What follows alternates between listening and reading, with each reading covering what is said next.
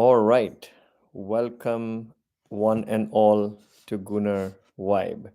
So today, Arsenal have won 2-1 against Wolves. A little bit of nervy win, but I think the 3 points in the end matter the most. Today, I'm going to take this solo in representing Gunnar Vibe. This is me, Varun, again, and happy to be here and chatting with all the Arsenal fans listening and watching here. So, I'd quickly discuss again in our general format the team formation, first half, second half, and then final result and any closing comments. Jumping into the formation, there was the only change that we saw today was Odegaard slotted in, which was a really big positive for Arsenal fans and the team in general because of the fluidity that he offers. And then the second thing being, since Odegaard came on, there was a little bit of movement in the front three as well. Trossard was bought as one of the three-prong midfield, and then Jesus was slotted up front, which was actually a really positive sign. Jesus and Odegaard being back is very positive news for Arsenal, and we could see why as well. No other changes. Backline, I think Tomiyasu deserved the start over Ben White. He's in form, and I think rest of the team looks unchanged with Declan Rice being the main pivot. So I think there was no surprises in terms of the starting lineup with all the players that Arteta has available. So that was really a strong lineup, and it showed as well. So now moving on to the first half, we did show a lot of grit. We saw Arteta ball at its finest in the first 45 minutes. We quickly scored two goals, super fluid. Saka, improvising with his right foot, with his weak foot, and then Odegaard again scoring that goal that we saw that he kind of scored a couple of times this season already. The one that reminded me of his goal was the one with Manchester United. So he was exactly in the right spot, and he caught that ball in the bottom corner.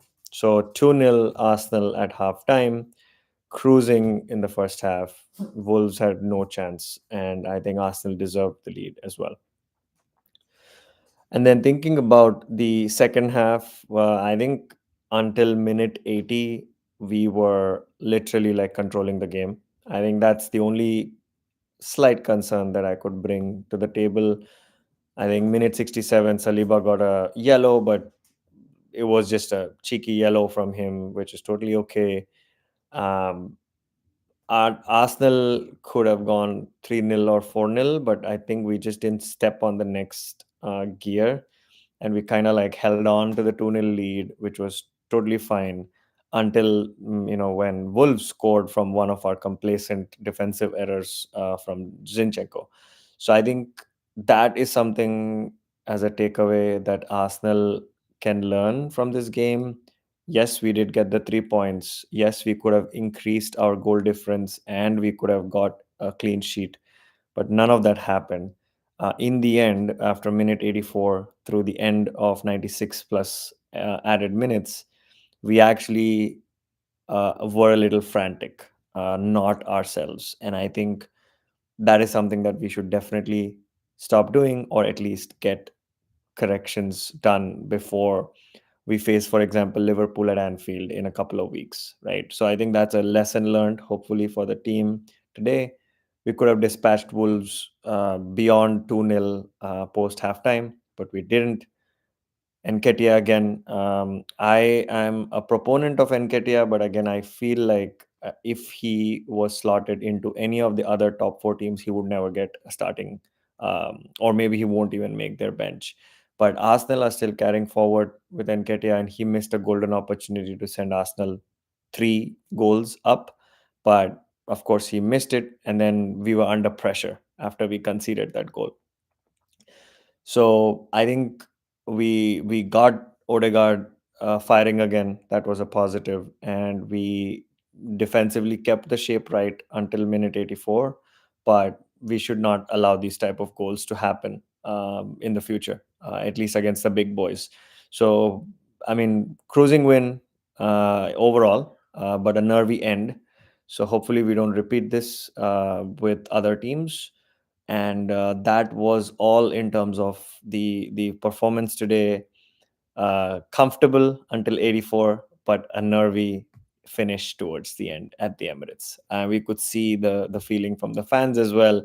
We were cruising and chanting until 84, and then we were like really, really nervous. This was the old Arsenal, which is what scared me.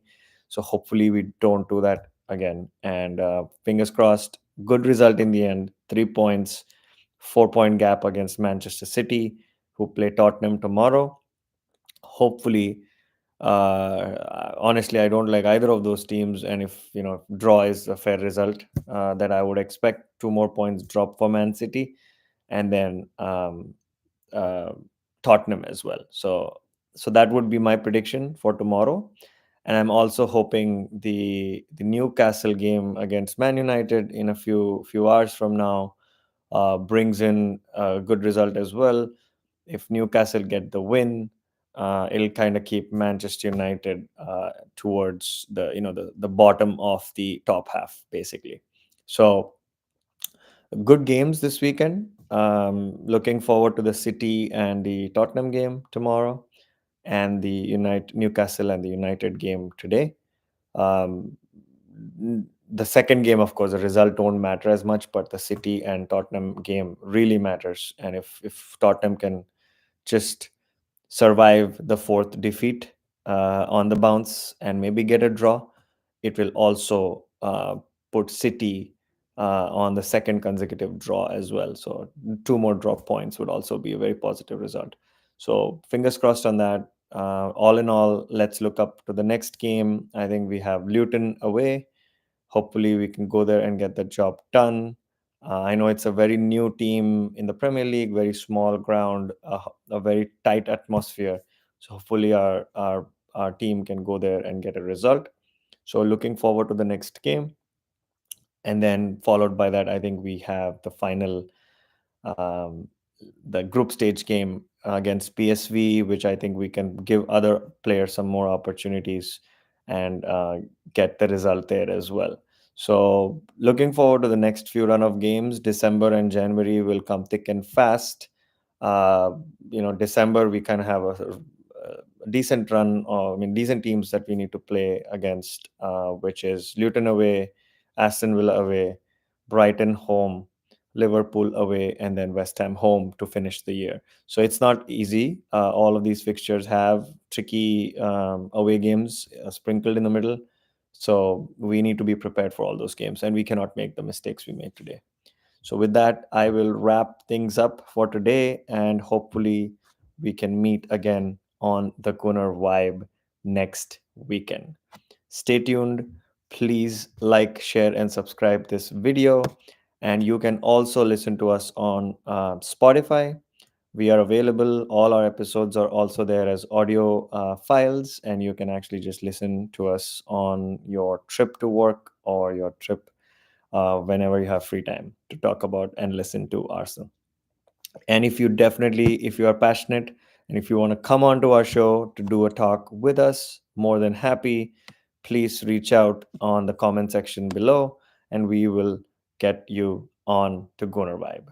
Until next time, take care. Go Gunners.